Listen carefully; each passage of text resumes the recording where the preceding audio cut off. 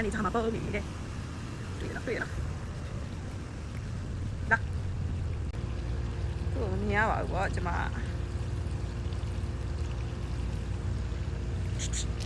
မလေးသူ့မမြင်ရပါဘူးပေါ့ပုံနေတယ်ဒါပေမဲ့တွေ့တယ်နော်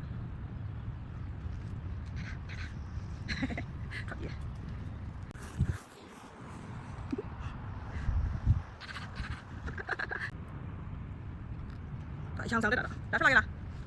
ကြည့်ဒီပါကိုကြားထဲမှာတေးလေးအကောင့်သေးလေးပါဟုတ်တယ်မသူလည်းမမေလို့ကြောက်လာသူလည်းကြောက်ဒီလိုလာခဲ့